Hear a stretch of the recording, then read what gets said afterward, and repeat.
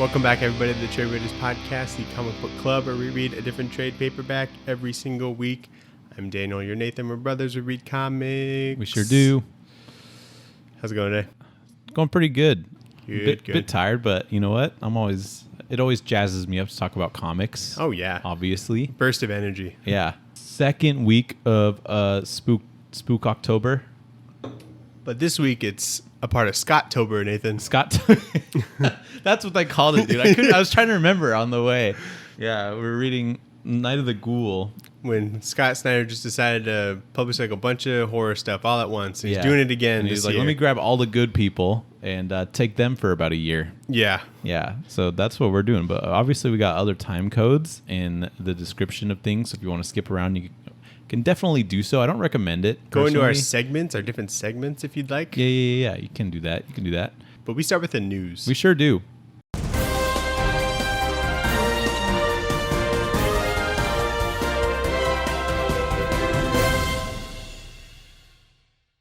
Not a lot of news. Dude, I don't actually know if I have any. Not really news, but... To be frank. Oh, actually I do. Yep. Never mind. You know, Saga took a break after the last story arc. You know, will return in January. They love for issue 71. They love their hiatuses. I don't know if I'd call it a hiatus compared to their other hiatuses. Yeah, that's true. Small hiatus, but still another hiati. It gives you plenty of time to catch up, Nathan. Yeah, that's true. You only I thought about just getting the trade, and I was like, fuck it. I have all the single issues, but I don't know where they are. I just moved. They're all over the place, probably. So I might just get the trade. You could, yeah. That came out today. Yeah. This is kind of news, I guess, but Let's hear it's it. more of like an interesting observation. We're hurting right now. There are literally only 4 ongoing books at DC that aren't about a Batman or Gotham character and haven't been canceled already. And that is Superman, Son of Tomorrow, Action Comics, The Flash, and whatever Wonder Woman series is going on right now. So I thought that was an interesting observation. Action Comics The Flash? No, Action Comics is like the second one. The Flash is the third one, and then Wonder Woman, I believe. I mean, they do a lot of limited series. stuff. That seems like that's where they're investing, but like I feel like it would make sense to have more ongoing, you know? That sounds like a Valiant lineup, you know? It does, yeah. like we have 4 books. We have Please buy them. Yeah, but imagine Valiant, but if they had 14 Bloodshot books as well. Yeah. Are there 14 Batman books? I don't know, but it wouldn't surprise me. If we counted up all the Batman miniseries. Batman the Knight. Batman Killing Time. Killing Time, yep. There's the Batman, Imposter just wrapped up, right? That's the Jock one. Yeah, Batman Reptilian. That one's already done. But like it came out this year. Yeah. We could probably go for a while with that. No, the Imposter was Sorrentino, right? And then I don't remember. And then there's also the Jock one's like it's One Batman, Dark but it's Knight. nighttime. Yeah, One Dark Knight. That's what it is. Nathan. I don't normally do Break this. the news to me. I don't normally do this, but there's a leaked Ant-Man trailer, and I watched it. Okay. They boosted the volume, and it was a pretty clear shot. Pretty exciting stuff. Doom? Huh? Doom? What do you mean Doom? Like Dr. Doom? No Doom. Okay.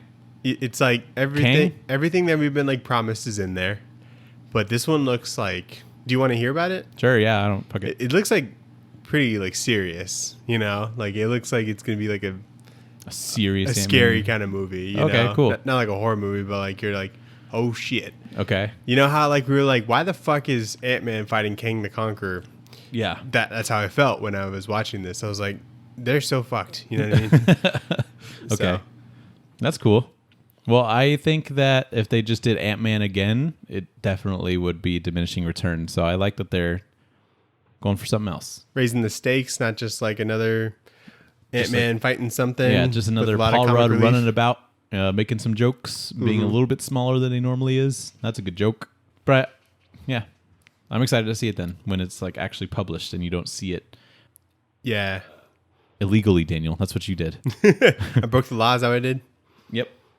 Daniel, Jeff Johns never disappoints with this weird, just unequivocal love for Stargirl because he's starting a new miniseries called Stargirl: The Lost Children with art by Todd Nauk or Nauk, something like that. But yep, he's going back to Stargirl. That sounds like a title that'd be in like the DC's Red Robin or Round Robin. Yeah, yeah, it does. Oh my god, it looks like that too. Honestly, this looks like the promo art for like a Round Robin series. Oh wow, it's Yeah. basically just fucking JSA with starring Stargirl. Yeah, it looks like if the JSA was a bunch of kids. I don't know. So we'll see what happens there. But Jeff Johns is doing another series. That's interesting. I don't know if this is news, but I just like heard it this week, and I guess the what we thought was going to be the Armor Wars series from movie? Disney Plus is now a movie. Yeah, Which seems like a good move. probably a good idea. Because I'm a little over shows at the moment. I feel like there's so many. And Yeah. we're getting way more than movies. Yeah. Maybe like one in between each movie would work really well. I definitely feel like we would benefit from some breathing room Yeah. a bit, you know? Because So- it's been like pretty constant since like The first one. the first one, it feels like. Yeah. WandaVision, yeah. Like we're But like just before She-Hulk, Moon Knight had basically just finished, I feel like. and fucking Miss Marvel. Oh shit, Miss Marvel was in between those. Yeah, sorry. Yeah. Yeah, it was like, yeah, okay. So a little bit of breathing room would be great. It's just nice to have a 2-hour thing that you just wanna- watch and that's it. I just want to miss Marvel, you know? Yeah. I haven't missed her yet. Yeah. Daniel, Keanu Reeves says that he's considering directing the movie adaptation of his comic Berserker. Does he have directing experience? I don't think so. What is the benefit of that is like he probably can figure it out, you know? Yeah. And I'd rather it stay more true to what the comic is, which is just like absolute madness. And I feel like if someone else was on it, they could really like. He has directed The Man of Tai Chi, Okay. which I'm not familiar with, but he also stars in that movie. So Okay. Because like I feel like if we got some generic director, they could like really, I don't know, Hollywood it yeah, to where it could be like kind of boring and not as exciting as like the book actually is. yeah. So if he does it, then he has that control to make it at least somewhat interesting. Yeah.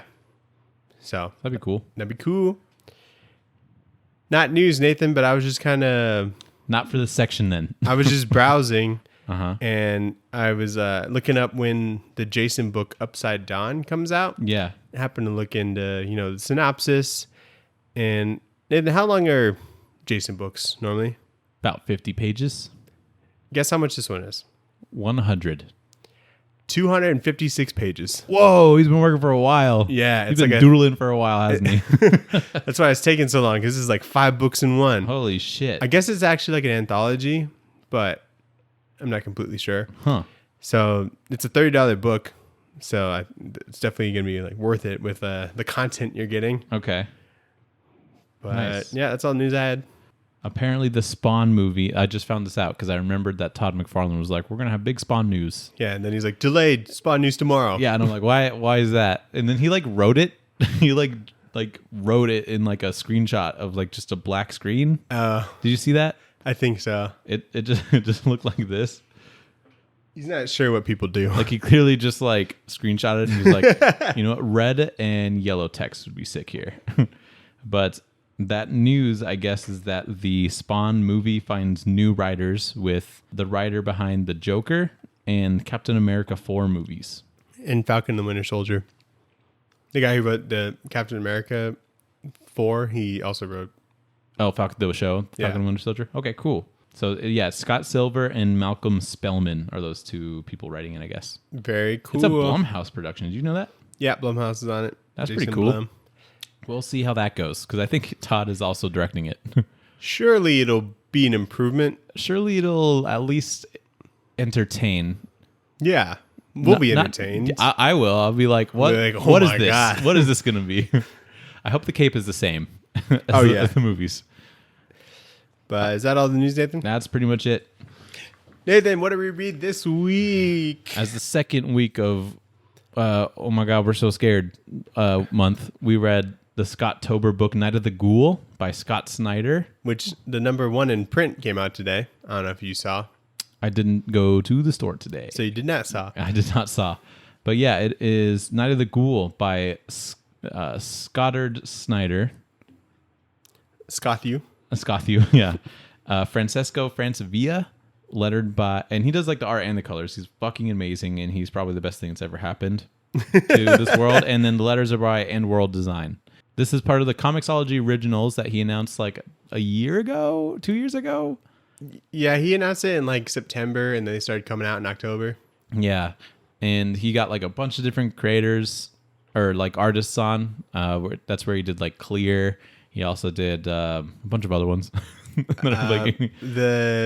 We All Have Demons. Oh yeah, We Have Demons with Greg Capullo. We Have Demons. There's like another one. There's the one with Dan Panosian that's coming out. Oh, Panosian. There's Dastardly and Dudley or whatever. And then there's one where there's kids under a desk. But this is the horror one. The Kids in the Desk one isn't even out. Oh, it's not? Okay. Well, that one's coming. Why did they announce it? So Barnstormers is one that's coming out this year. Barnstormers, yeah. Dudley Datsun and the Forever Machine. Okay, yep. And some other stuff. Yeah, he announced like a bunch, but so this is the scary one that he did because he's a horror writer. We read a couple of his things on this podcast, like Witches. Yeah, that's it. I'm pretty sure he has like other Scott Snyder stuff. Have we? Yeah, on the pod. No, because we haven't done any of his Batman. We haven't done like American Vampire. I feel like we would eventually get to like Undiscovered Country. Or there's the one at night. What's that one? The one at night? He does it with like Jason Fabic or something. Noctera. That's what it is. Okay. And that one's like... It's Tony Daniel. That's what they're all the same. Anyway, what did you think of Night of the Ghoul? Nathan, big fan. Loved it. I liked I'll get into the things that I didn't like about it, but Francesco Francavilla, I'm in love. Absolutely carries. I like the idea. It goes like back and forward between like the modern or the current time and then what's actually in this movie that they talk about, which I thought was really fun. Yeah, I think when it comes to connecting like an A and like a B plot, this does it in a really interesting way. Yeah, because it kind of progresses in kind of the same way. Yeah, which is fun.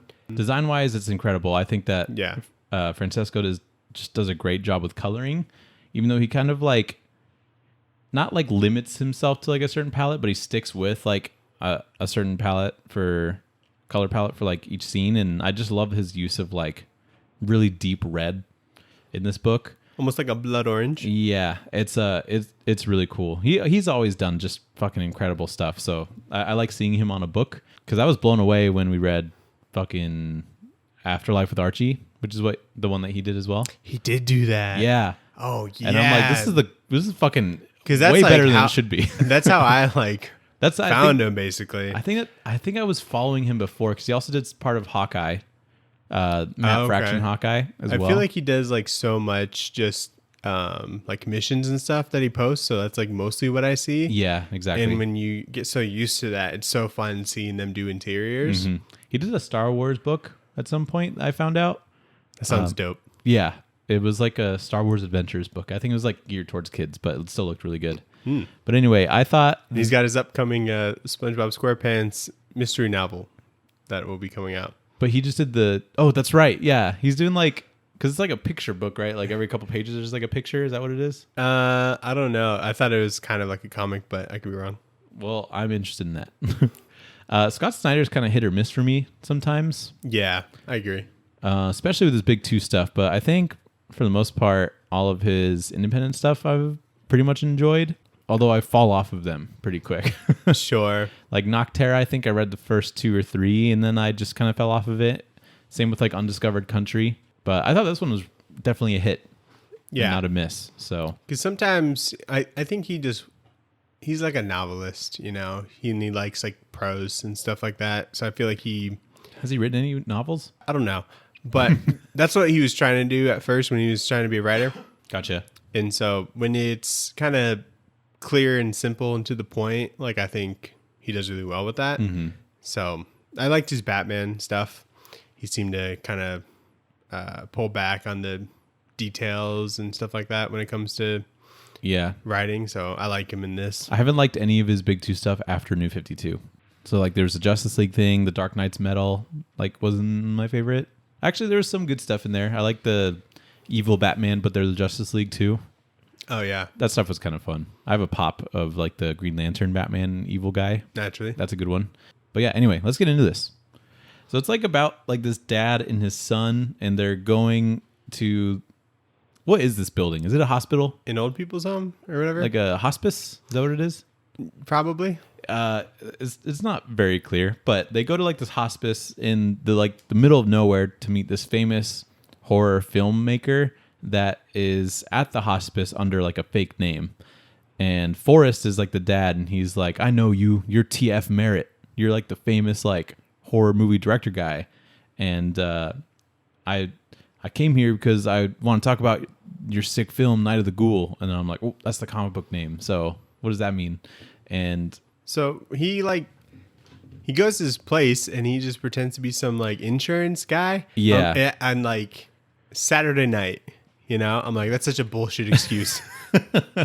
And why would they entertain this at all? yeah, they're like, all right, I guess go talk to him for a But couple minutes. Yeah. Anyway, And so this director is pretty fucked up. He's like all burned. He doesn't have a nose. He's got nose holes, but no nose. yeah.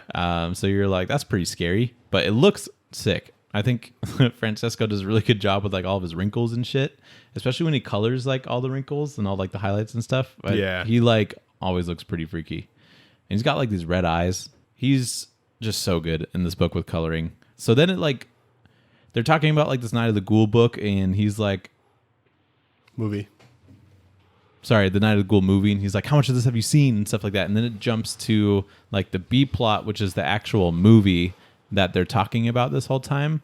And it starts with like T.F. Merritt, like at the beginning, he's like, I'm so happy to show you guys Night of the Ghoul, and it like starts the movie. And it just shows like a group of like soldiers and like this wartime, and they're going into a mysterious house called a cola. Have you heard that word before, a cola? No, I didn't even think about it. Yeah, so they go into like this spooky house, but then like as we're sort of watching it but reading the movie, the film starts to like fizzle out and like disintegrate, and that's because the film or like the whole studio caught on fire while this movie's being made. And so this guy's trying to like digitally like recreate it and like piece it together and stuff like that, and that's kind of his job. That's like his actual job, I guess. Yeah. And I like that when we see the movie aspects of it, like it's definitely colored differently. Like it looks like an old film.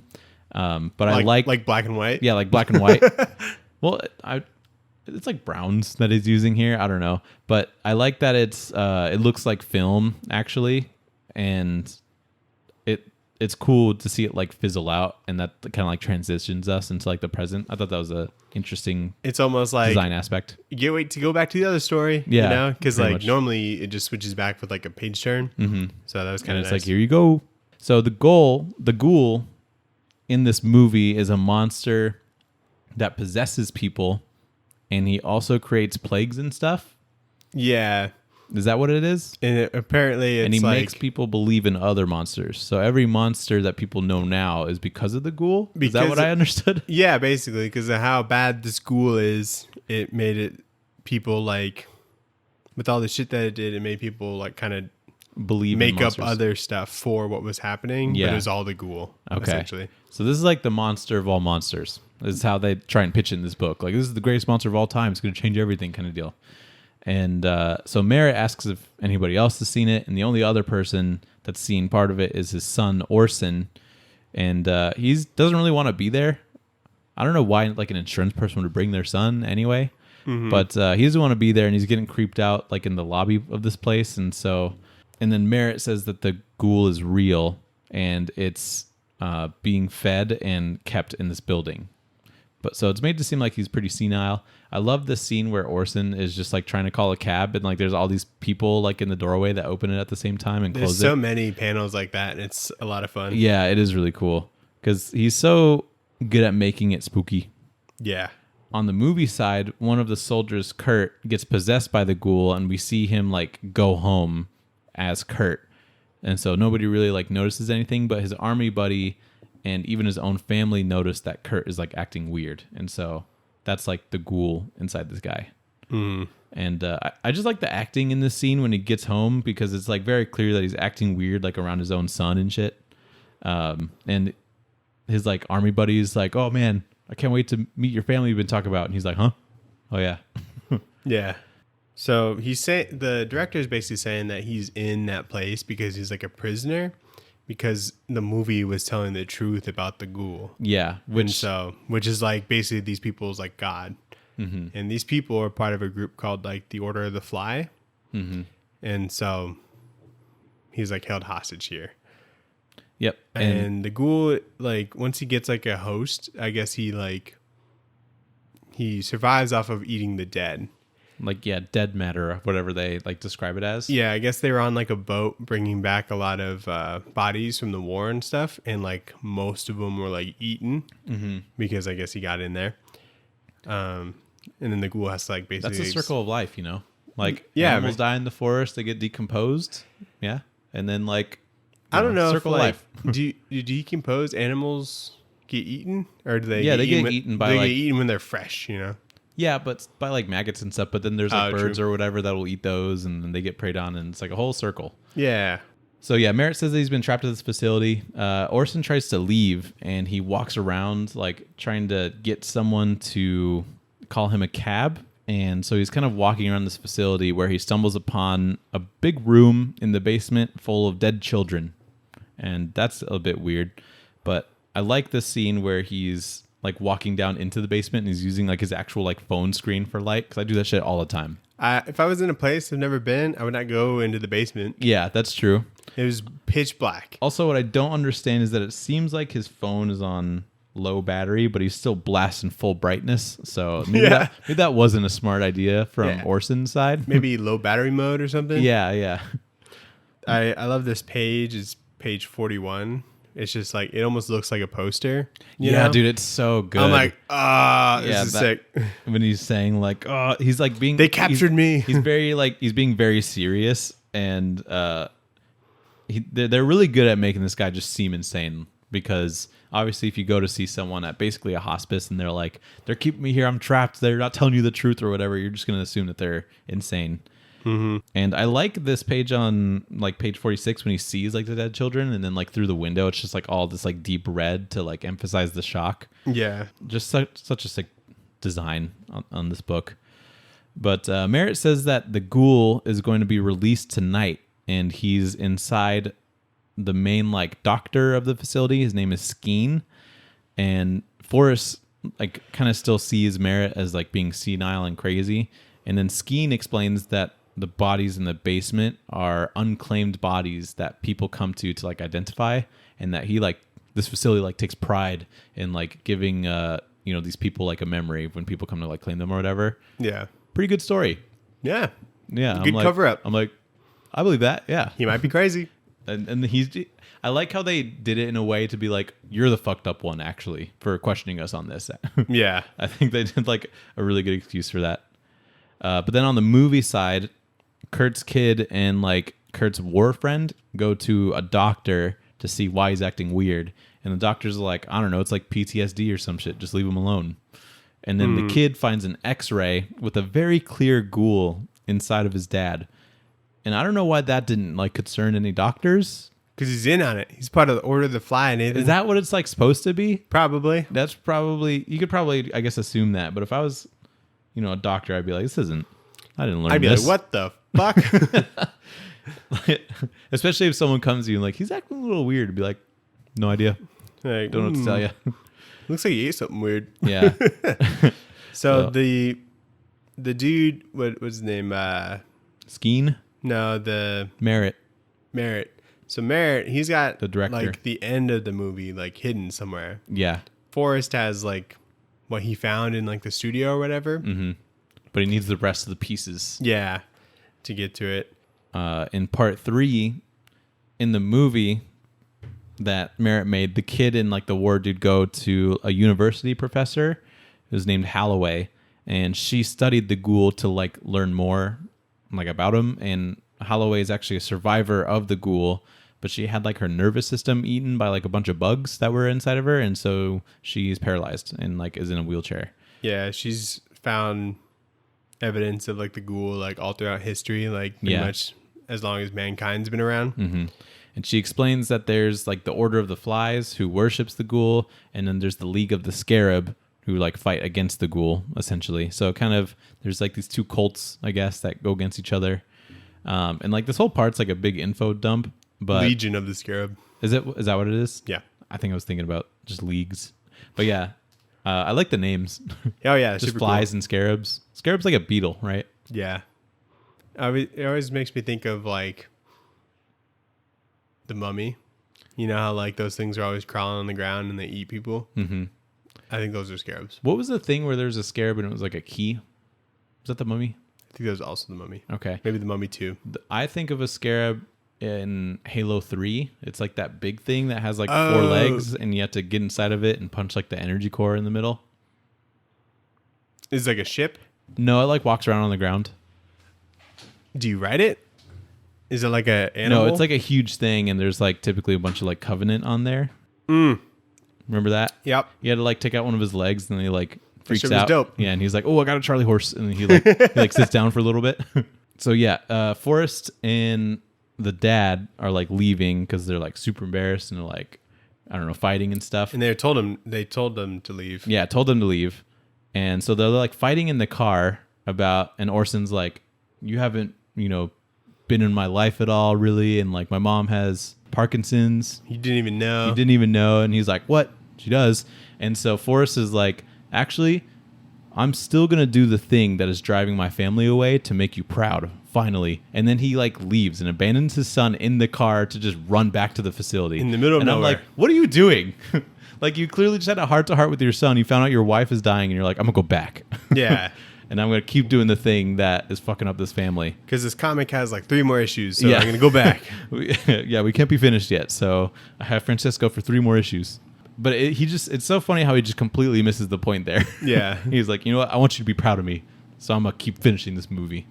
And so he runs in and then he tries to like save Merritt. But Skeen shows up. So Forrest hides. And the Skeen guy like starts beating up Merritt while Forrest is hiding like in the closet or whatever. And then Skeen like pukes bugs into Merritt. And so you're like, "Oh Maggots, my God." I think.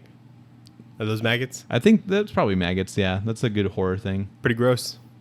And when they beat the shit out of him, they break like all of his limbs, basically. Yeah, that's fucked up. Pretty crazy. Yeah, there's like big onomatopoeia like lettering, which I love. It makes it seem like a Batman comic, like a Batman 60s comic when it's just like snap, crack. And then also in the movie, they start setting up a trap to capture like the daddy ghoul. Yeah, they're like, "Where's a bunch of dead stuff?" And they're like, "Oh, in the museum." And so they go there. And they steal like mummies and put some sort of medicine that's gonna hurt it. Yeah, she like knows how to make like a medicine or like a serum or whatever that will like kill it. And I'm like, that's pretty convenient. But I guess you've spent your whole life learning this stuff. Yeah, and they're basically gonna like draw it out and then inject it with whatever it is. Yeah, they're gonna use bait, which is mummies that are thousands of years old, and then like just hit them with a syringe. And they also got like all the people in the Eagle Company to kind of come back to help with this. So all the people that were in the war. Oh yeah, I do remember that. So we gotta help Kurt. Kurt's being weird. Help me kill him. Yeah. So then in part 4, Merritt wants Forrest to actually like release the full film, which is actually the truth about the ghoul.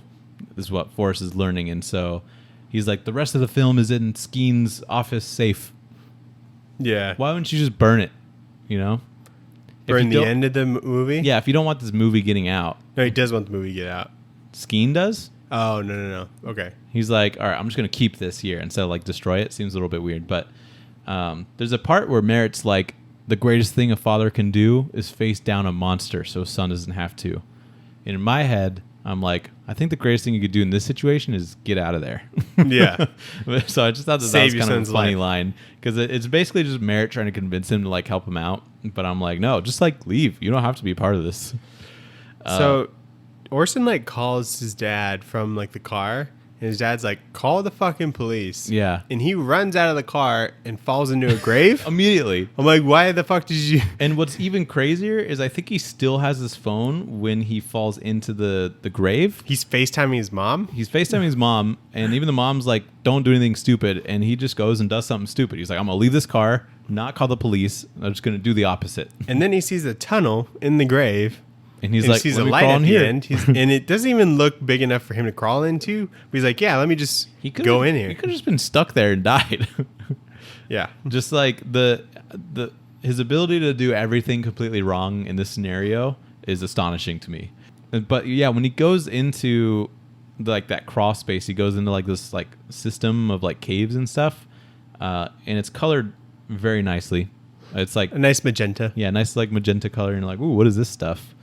And he sees a couple monsters. One of them has about 10 boobs, Yeah. which I thought Pretty hot. was pretty good. Yeah, the more the merrier. That's what I Yeah. say. How many are there actually? 1, 2, 3, 4, 5, 6, 7, 8, 9. 9 close. That's crazy. And then there's a dude with a real long tongue. Yeah, he's got a venom tongue, So he can lick all those and he's titties. real lanky. Yeah, so he can lick all of them. Yeah.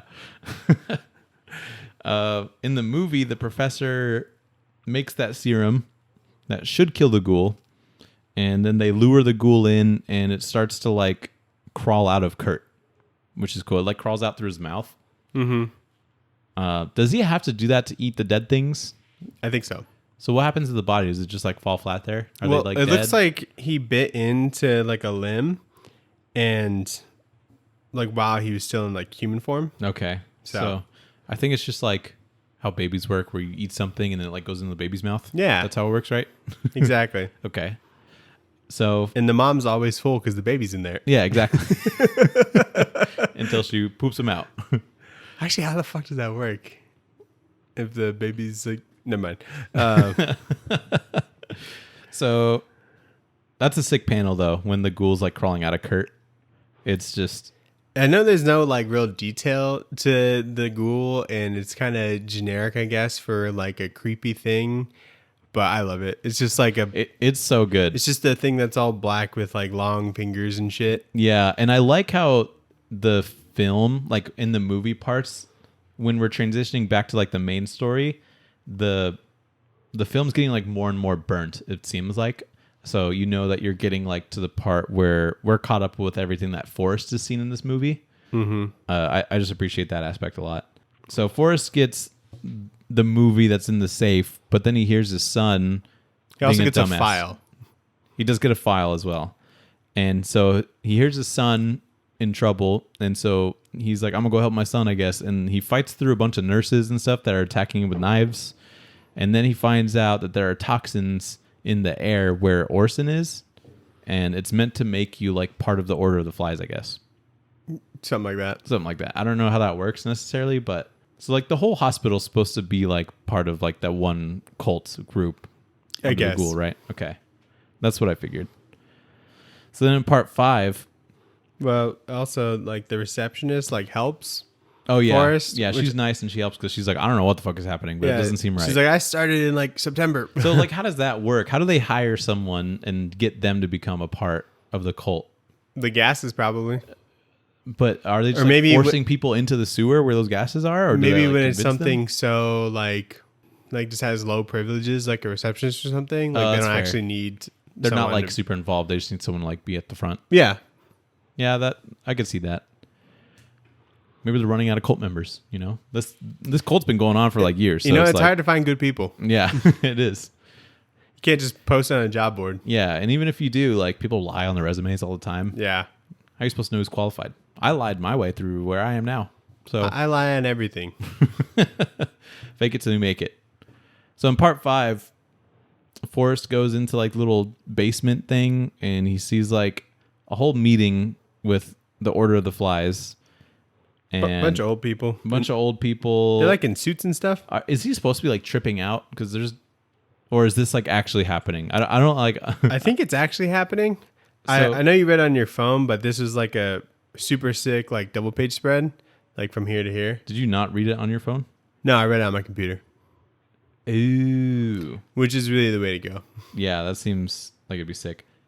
But yeah, he like sees a bunch of monsters and stuff in there, And you see Skeen, and he's wearing like this crown, and he's got a big belly. And I don't know what that's about. Had some Chipotle. He double wrapped his tortilla. Mm-hmm. But that double page spread is like incredible. Because it's like the purples with the reds. It just is. It's really fun. You wouldn't think that they would like work well together, but I love how he even like does it with Forrest, and like the purples like part of like his sunglasses or his glasses as well. Mm-hmm. So that's super sweet. And they have like this language that they speak to each other, and it's kind of interesting because it's a very vertical language, it seems. Yeah. So I love a new language. But yeah, so he goes in here. Orson's trapped in like this bug cage, which is kind of gross. Apparently there's like teeth that were like, keeping him in as well. There's like some pretty gross like descriptors, but there's teeth inside of Orson. And so they just like book it out of there, and they're almost shot by one of the security guards that were there until, the mom comes in and she crashes into the security guy. Yeah, it just hits him. I thought they were really far away. It seems like not a lot of time has passed since FaceTiming mom to her crashing into a security guy, but like maybe 20 minutes. Yeah, maybe. Yeah, maybe they are 20 minutes away. Who knows? And apparently it's just like in like a place that's like hard to find. Yeah. Like I guess he called a cab earlier and the cab couldn't find it and shit like that. And so mom and Orson leave in one car, and then Forrest takes Merritt and the nurse lady or the receptionist lady to go to the hospital. But then Merritt's like, nah, we should go see that movie I made. Yeah. Because the nurse dies, so we don't have to worry about her anymore. Yeah, and I'm dying, so this is what I want to do. Yeah, I want to go see this movie that I made. And so Forrest is like, okay. But in the B plot in the movie, they're like fighting the ghoul, but like the film's like gradually like getting more and more burned and like disintegrated. But they fight the ghoul, and the Order of the Flies shows up out of nowhere in like this museum. And then the studio fire happens where Merritt somehow films himself saving the people from the studio fire, but he traps himself in the studio. I don't know what the scenario was. Where so it's like they're filming the last scene. They're filming the last where scene, they're and beating the ghoul. They're like, oh shit, there's a fire over and there. no one said cut, and so like they just pan over to the fire. Yeah, and then it like shows Merritt not all burnt up and stuff, like saving the people. He's like going down with the ship or whatever, and he's like saving the people, but he gets all burnt up, and so that's how like this all gets connected, I guess. And Forrest and Merritt like start watching the movie in like this nice studio that Forrest works at. Yeah, I guess the studio is like where the fire happened. Yeah, and they just like rebuilt they rebuilt it, which is cool. But yeah, I thought it was interesting. So like the whole thing is like the movie that he's just been obsessing over is like a good horror movie, and then all of a sudden like turns into like reality, I guess, when that fire starts. But we see how Merritt gets his fucked up face. And so in the last part, while the mom and Orson go to the police station, Orson's like, let me check out this weird file. And then he reads it, he freaks out, and then he steals his mom's car, and then he tries calling his dad. But his dad's like watching a movie with this famous film director. Yeah, you can't answer your phone. Yeah, rude. That's rude. So also, I love this panel where they're like backlit by by the actual movie, because Merritt looks like a fucking goof. I like this panel right here. Same thing, which said like Merritt's eyes. He looks like Dr. Destiny in the Sandman comic. Yeah, or fucking like Red Skull. Oh yeah, like Red no eyelids, He's just completely freaking out. Basically, the movie shows Merritt being possessed by the ghoul, which is when Forrest realizes that he's sitting next to Merritt, who's actually has the ghoul inside of him this whole time. Yeah. Here's where I'm confused. Who is Skeen? What's his deal? Yeah. Why was he throwing up maggots into his mouth? I didn't think about that until we like went back over it. Yeah. Because then it makes it seem tells us that there's like a second ghoul, maybe. No, I don't think so. Like the people that are there, they're part of the Legion of the Scarab, and so they're trying to make Merritt like really weak, not feeding him that much, and so when the ghoul comes out of like a host, that's when it's at its weakest. Yeah. So I think it'll come out when the host dies. So when this guy's super close to death, that's their best shot. Yeah. You know? Yeah. I wonder if there's like, is this still going on? Are they doing more of these? I don't think so. Okay. Like, this is it. Because I feel like if this just got like crazy popular or whatever, they would just make Skeen like, oh, he's a ghoul, but this ghoul has like the scarabs. Like, why has he got the belly? Why has he got the belly and he's throwing up maggots? I don't understand. I don't know. Maybe it was all part of his Chipotle. I don't know. Maybe it's just But what I do things like that they've been trying to do to help weaken it or something. But what I do like about this reveal is that from Forrest's perspective, they're like watching this movie that he's been working on like basically his whole life or whatever. And then it turns into like reality and how Forrest got his face all fucked up. But then he finds out that when his face was all fucked up, the ghoul went into him. Like, I thought it was just interesting that was like the reveal. And like Merritt definitely knew that was like in this film. And so he's like, this will be a fucked up way to like reveal it to him. Yeah. So very, I don't know. Because like going to the doctor reveal. isn't like something that he should do because there's a ghoul in him, you know? Mm-hmm. And as long as he's going to the theater, then he's away from the scarab. That's true. He did isolate Forrest pretty well. Right. So Merritt's the ghoul, and then the good guys who we thought were the bad guys, but now they're the good guys because there's the scarab group. And they show up, and they're like, we need to fight this ghoul. We just start shooting him. And they start shooting him. The ghoul comes out of Merritt, and he's all spooky and stuff, and he just like disintegrates the scarab people. Yeah. He's just like, I think and they like incinerated. I don't know what that move is, but apparently he only does it once because he doesn't do it to Forrest. Yeah. And that's like, they just like plague him with disease and they just like dwindle away. Yeah. They just slowly, or they die pretty quick. And then Forrest is like, holy shit, my son's here now. And so the scarab people brought that serum that's supposed to kill the ghoul. When they died, it fell on the ground. Forrest picked it up. He stabs the ghoul with it. Everything's all good. He passes out for a second. And another fire, Nathan, because the film thing got knocked over and there's another fire. Oh, yeah. Forrest like pushes over would it catch fire that easy? I don't know. And he pushes Orson out of the theater and he locks himself in. Just like Merritt did. So that can burn the inside of that and he'll be in it. And then he injects the guy. Yeah. Or the ghoul. And he's like, I did it. And Orson's like, you did a good job. And then he's in the ambulance and the ghoul's inside of him. Yeah, and and then that's literally it. The paramedics are part of the Order of the Fly because they have the fly tattoos. Oh, I didn't even notice that. Simp or noob. Simp. They even have like little. They have little flies on their shirts? I'm not looking at their logos. I don't know. Who am I to judge someone's tattoo? I saw the tattoo. And I'm like, oh, that's a pretty distinctive tattoo. Why'd you put it on your wrist? Yeah, and then the epilogue is someone picking up the film and it's got some scarabs on it. So I don't know. They clearly left it very open. I assume it'll come back. I don't know. Maybe. I don't know. It's been a year and he's on a whole nother thing.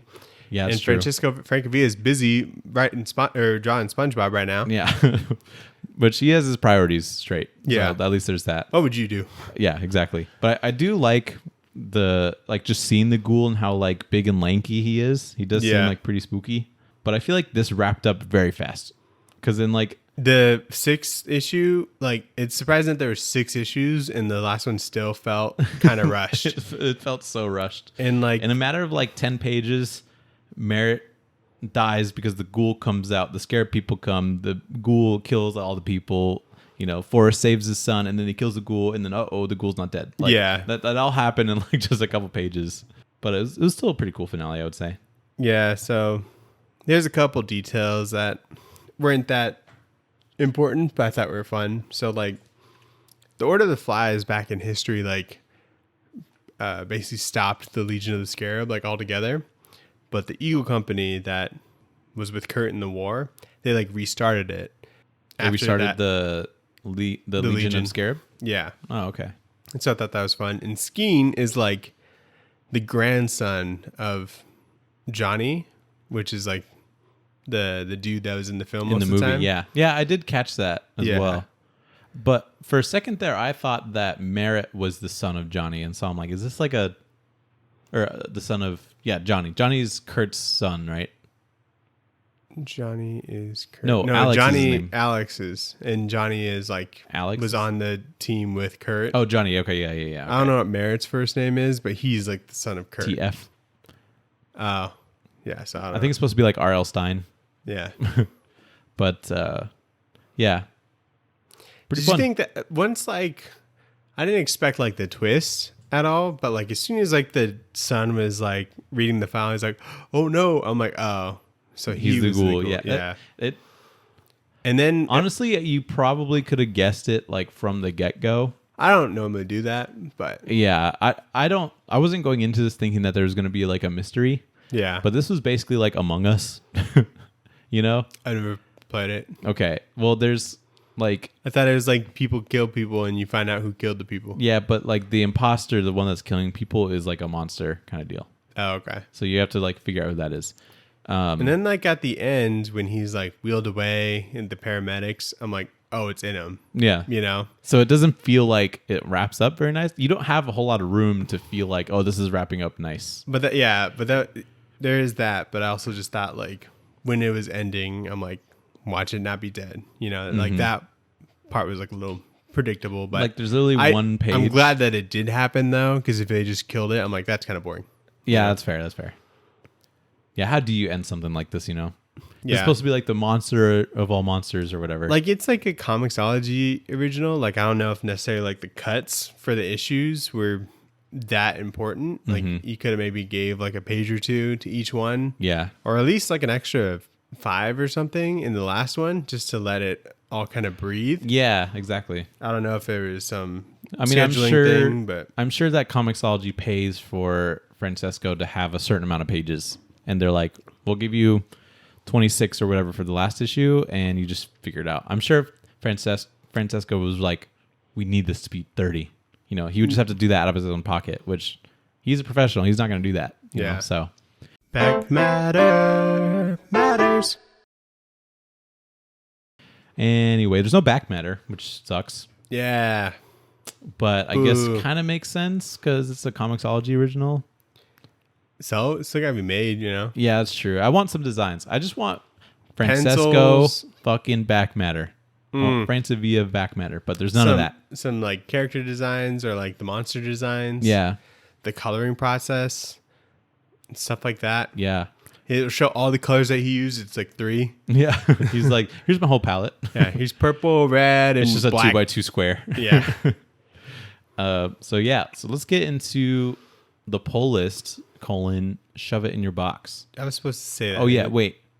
Shove it in your box. What do you rate this movie, Daniel? Would I rate this Or not movie? this I'm so tired, dude. What do you rate this comic book? Gotta have it, Nathan. I loved it. Big fan. Really? Wow. Yeah. I mean, I there was nothing I disliked about it really. I probably would have like just added a couple pages to it, but you know, it flowed really well. Art is A1. Writing is like some of the best from Scott, I feel like, and I just love this is like really hit all the marks with me for like a horror book. There's a twist, mystery in it. Yeah, mystery twist. That's true. That's some true. creepy imagery. It was just like, this is like the book that we should read in like Spooktober, you know? Mm-hmm. So I think one of my favorite parts about this book is that there's a lot of pages in here that feel like they'd just be sick posters. oh yeah, Like definitely. I would There's like 6. print them out. Yeah, like I would easily 6. There's 6 in each part, Daniel. Yeah. But I would probably give it. Oh, you know what they didn't do? So we read it in the trade format, but it was released in like Single single issue. issues. And the covers that they had, it was just like part 2, but each one had A cover. covers. Yeah. So they could just do that in there, Yeah, tack that on at the or end. just put them in the book, you know? Yeah. And they're really sick. They weren't even like just panels from the book. Stupid. I would rate this, since it's October, No, what? Just rate it what you rate it. a pumpkin, but like that you use for like a jack-o'-lantern. But not like a super big one, you know?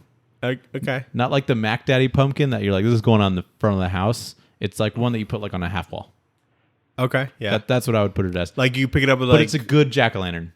good jack-o'-lantern. Yeah, like it's not like a shitty one. Like Not just a smiley face or you whatever. didn't- Yeah, you didn't fuck up on this one. Like very meticulously crafted, and you're like, people will be like, that's a good fucking pumpkin, but I just wish it was bigger. Okay. That's what I would rate this book. You know what? I rated a venti pumpkin spice cold brew. There we go. Because those are fucking bomb. Have you had those pumpkin cream cold brews? That's what I just said. You said pumpkin spice cold brew. Is that the same thing? No. Pumpkin cream cold brew. Because it's Those got are the very foam, good, the yeah. foam at the top. Yeah. It's got the cinnamon. Oh, So good. unreal. Crack. I get Starbucks like a lot, and I would get that more often, but since I get it a lot, I don't like get it every time, you know? Yeah. But yeah, it is super good. I look at the nutritional information when I order from the app. Yeah, It's I a big kind of mistake. So I always just revert back to just cold brew with milk because it's like 60 calories. the vanilla sweet cream cold brew in a venti is 200, which seems pretty good for like Yeah. a tall coffee with like milk and Yeah, that's true. flavoring. That's true. I like it a lot. That's like my go-to. Anyway, let's get into the poll list, colon. Shove it in your box. The pull list, what did you shove in your box? Okay, I did not make it to the store today. Ooh, that sucks. So what's there? What am I going to go pick up tomorrow? Nathan, you're going to get Batman 128. Holy shit. They're Hey. really going on those. Nathan, you're going to get Gotham City Year 1, number 1. Wait. It's from Tom Taylor. No, close. Who's it by? Tom King. Oh, is that the Phil Hester one? Yeah. No fucking. That's out already? Yeah. How's Danger Street coming out after that? I feel like we just learned about Gotham City Year 1. I don't know. But Was Danger it? Street comes out in like November now, I guess. So And we got The Man Who Stopped Laughing, number 1. all the Batman books. All the Batman books. We got. What's that one? That one's by Rosenberg, right? Yeah. That sounds so good. We got Ant-Man, number 4. Oh fuck! We got Hulk, number 9. I don't even know where I am with Hulk. I'm like on 4 or something. Brian Otley's like gonna be off of it after this arc. I think like 10 or something is gonna be like his last issue. So I'm hopping right off. Exactly. Do we know who it's gonna be instead? I don't. Okay. And the highly anticipated Miracle Man number 0. And I found out that's like a. So I thought it was by like Ty Templeton, right? Because that's what it says online and stuff, like written and drawn by. But I guess it's like just a bunch of little like, I don't know, 8 pages or something with like different teams on it, So it's an anthology. I guess, or just like little stories from about Miracle Man. Gotcha. And like Jason Aaron's got like a story in there. And that's the only person I saw post about it today. But That's interesting. yeah, it's not just all the people. And I got the Scotty Young cover naturally. Yeah, of course. So A Miracle Man, Scotty Young. yeah. Can you imagine? What was it? Alan Moore that made it initially? Yeah, he sees He's like, it. What the fuck is this? He would like spit on it or something. He would. Yeah. Like, why is Miracle Man a baby? A cute baby. What is this? But did you read anything other than our book? No. Me neither. Did you watch anything? I did not. Like, nothing. What do you do I didn't really do anything. for a whole week? I read this book. I was I playing video games? Something? I did actually play Overwatch 2 yesterday because that came out. There's a second one? Yeah, there's this. Well, that's the thing. They made Overwatch 2. They made it free. They have all the same characters from Overwatch 1. They play exactly the same, all the same maps except for 2 additional ones and 3 additional characters. So it was basically just an Overwatch 1 update. But here's the kicker. They launched Overwatch 2. They discontinued the servers for Overwatch 1 2 days ago. And the Overwatch 2 launch got DDoSed twice. So no one could get into the game unless you tried like a bunch of times. So at one point, I was in the queue to get into a lobby that had 60,000 people in front of me in line. Jesus Christ. And I eventually got in and I played it and I did have fun actually, but it's just Overwatch 1. I did not have a new experience playing the sequel to Overwatch. That seems like a video game like suicide to take down the servers from the first one. That game won Game of the Year and like you can't play it anymore. Yeah. But I guess like you I make feel the like argument you can still play like old Call of Duty games. You can. You know? Yeah, there's like Modern Warfare 2 servers. Yeah. Like, so it's insane. So yeah, I did play that. That was a new thing that I experienced. Oh, I also played a game called One Armed Cook. Okay. It's a free game. Sounds. It's definitely an indie game. But do you ever play You know what Overcooked is? Is that the one where it's like the assembly line and then you have to like do shit to all the food that comes it's like down? a top down with like these cute little characters that run around and you're trying to like serve people food. Yeah. It's that, except it's first person. You only have one arm, and basically the only action you have is you can pick up thing, put on grill, and put it on plate. But you have to be really aware of like where your arm is because it's just out all the time. So if you put something on a plate and you immediately turn left, you're just throwing everything on the ground. And you could have up to like 4 people play it, and it's really funny to just see like someone walking around like this. Like there's someone taking orders. Someone should be on the grill. Someone should be like assembling like the plates. We found out like pretty late into the game that if you're making like a cheeseburger, it doesn't need to look like a cheeseburger. You just need all the components like on the plate. So just 2 buns, cheese and shit. But they distinguish top bun and bottom bun, which we didn't realize at first. So people would just be eating their burgers, but they would leave the top bun, and we're like, what is happening? And then when we figured it out, when we figured like all the intricacies of the game, we would just put like burger, cheese, bun, and like serve that to somebody. Or like they have the top bun on the bottom, it just like tilts over. Yeah, pretty much. Yeah, and it's funny because you can run out of food, so you have to like go order food and then pick up the food when it comes. If there's food on the ground for too long, a rat comes in and like picks it up, and so like sometimes you just have to like pick up a rat and like throw it out the window or whatever. I love your gaming experiences that you have. Like you just like play some random ass game with your friends, and you just all like we try and find a catalog of games that would be really fun if you're just super hammered. And this is definitely one of them, especially since it's free. Right. So yeah, those are 2 things that I did, I guess, this week. But yeah, I watched She-Hulk with Sophia, and we didn't get the chance to, and I didn't watch Andor. You didn't watch She-Hulk or Andor? No, I didn't. Jesus Christ. I know. All right, you're going to listen to me then. Okay, yeah. Tell me about it. Tell me about both. Okay, so I won't like spoil anything about Andor, but just stuff I wanted to talk about. Mm-hmm. So he leaves that planet, right, with, what's his name? Mm-hmm. And they go into like light speed, right? Whatever we called it. They jump into hyperspace. Hyperspace. And like, I don't even know. He just goes like this shit's going like light speed, and he's just like he like barely falls over. I'm like, I feel like if he's not buckled in, he should just be like, yeah, you know? I feel like that's what it should be. Yeah, but he's just like just someone just went over a speed bump or some shit, and it just made me really mad for some reason. And so they go to, but isn't like C-3PO like standing in the back of the Millennium Falcon?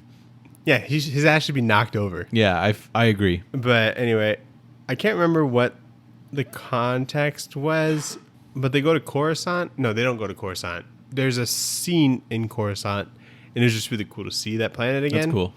So it's kind of obvious that they're going to, the other rebels, where they're at.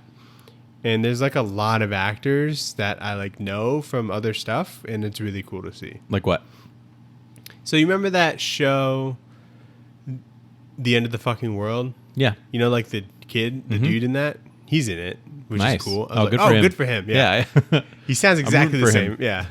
You didn't watch The Bear, did you? No. Okay. Did you watch The Punisher, and there's that dude who like did the hacking and stuff? Yeah, like Calculator or something? Gizmo or something? Gizmo, yeah, something like that. Is he the bear? Is he John Bear? No. He's like friend of the bear. Oh, okay. But like hates the bear. But he's really good in that show. So that guy, he's in it too. I'm like, oh, sick. This is a great team. Just of actors. But just rooting for him. That was cool. The She-Hulk one, I wasn't like super stoked on. It just seemed kind of like almost an unnecessary episode, which sucks. Like there are things in it that I enjoyed. Like more so than like the wedding episode?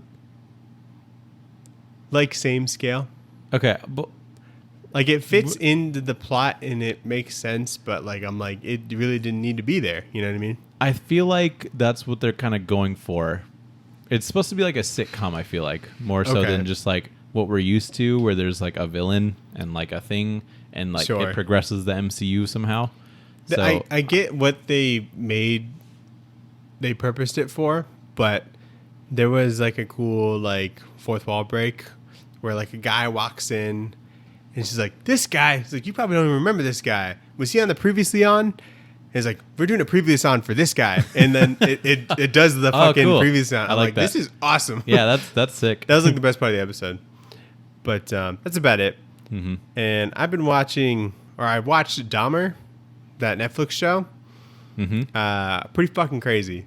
Really, really, really good show. I've seen a couple things on it, how like he's just like walking around in the background sometimes and stuff too. Yeah, like super well done show. And like I don't know, we started watching it and I was like, oh, this is the dude that He's Quicksilver. Zac Efron like played, but no, that's Ted Bundy. That's apparently. Ted Bundy, yeah.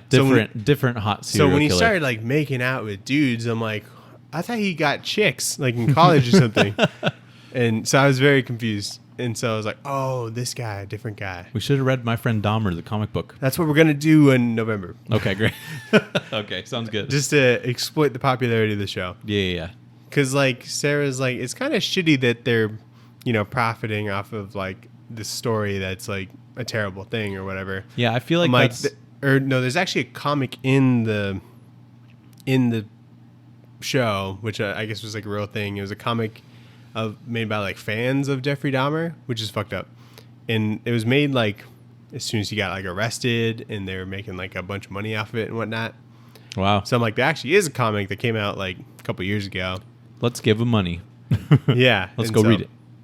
So yeah, I think we should read that just to. My Friend Dahmer, or My Friend Dahmer. He's not a fan of Dahmer. Right. Okay, gotcha. But this is the best Dahmer comic we could possibly read. Okay, gotcha. I imagine. Yeah, I feel like with this one, maybe like part of the Ted Bundy one especially, people are realizing like it's kind of weird that like we're casting like these popular people to be serial killers and then like and stuff like that. Yeah, drawing attention to it. And I think there's plenty of like TikToks of people like fangirling over them, and then like someone else stitches it, and it's like, this is fucked. No, that's a really fucked up thing. Which is weird. And he wasn't even that attractive in real life. Yeah, but this is like always happened. I feel like. Yeah. I don't know how I like feel about it because I think I could definitely see both sides for sure. Because like it does like all the flashback shit, where it's like him as a kid and his coming up, and then like him getting caught, and you're like, he's like kind of likable, I guess, because he's not that weird in some parts. Then he does get really fucking weird. Yeah. And you instantly don't like him in the first episode. Did you watch all of it? Yeah, I'm done with it. How long is it? 10 episodes. An hour each? Yeah. Oh, wow. And so, but you're also like, rooting for him because you're like, don't do the bad thing. Maybe this guy gets away kind of thing. Mm-hmm. You're not like rooting for him, but you're rooting that he doesn't do the shitty thing that he's going to do. Yeah. And it's fucking insane that he got like away with all the shit that he did. He didn't live in a house. He lived in an apartment. Oh, wow. And he shared a vent with his neighbor, and his neighbor smelled everything that he was cooking. And it was just like, just absolutely nuts. It sounds really good. I should check it out. I think you should. I think you'd like it. It's not, there's no jump scares or anything like that. Sure. So Sophia should be fine. Okay, cool. Did you guys ever watch like Trick or Treat or whatever horror movie? Not yet. Okay. She was. You should just come over here for a horror movie night every now and then. Yeah, I agree. Especially when she's got the morning job. Because yesterday she was like, when Dana was talking about Trick or Treat, he said this word and I didn't know what it meant. And he was like, she was like trying to remember what it was, and then I figured out that it was anthology. Yeah, and she had no idea what that was. So, which I think is normal. Yeah, I only know it because of comic books. Same. I feel like people who like are nerds and watch like visions and like What If and stuff like that, they know what anthologies are. Yeah, but that's how normally I have to explain it every now and then when I explain something. Yeah, that's how I explain it to her. Is just like it's like Star Wars Visions, where they have different anime people. But yeah, it's all in the same town. It's all like around the same theme and whatnot. But yeah, I like that movie. What are you thinking about? I think Sarah's home with my dinner, so we'll call it a day. All right, sounds good. All right. I hope you enjoyed dinner. Thanks for watching, listening. If you got any, what are we watching? What are we gonna read next week, Nathan? What are we gonna read next week? We're gonna do Infidel. Infidel. by Pornsack Pichote. Yeah. Pichet so something like that. Pichote, probably. Pichote, yeah. And it'll be a good time. Yeah, it's the same guy that did The Good Asian. Big fan of The Good Asian. So I'm excited to see his other stuff. Hell yeah. If you have any recommendations, email us at Any good spooky books? @gmail.com. Spooky books. We Yeah. always love it. Add to the list. Do it next year, probably. Yeah. Thanks for watching, listening, like, comment, subscribe, Of follow. course. Stay spooky. Stay spooky. Peace. Spooky. But goodbye.